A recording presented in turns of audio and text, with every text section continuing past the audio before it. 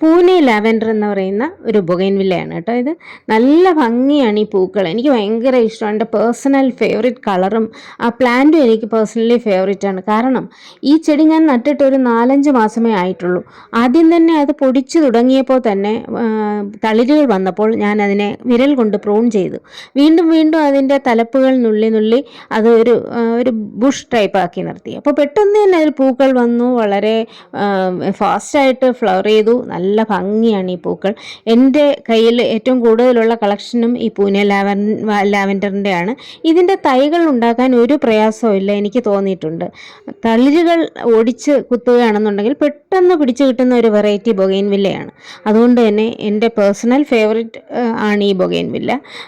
നമുക്ക് ഈ ചെടി ഉണ്ടെങ്കിലുണ്ടല്ലോ നമ്മുടെ ഗാർഡനിൽ നിറയെ പൂക്കളായിട്ട് നിർത്താൻ നമുക്ക് കഴിയും.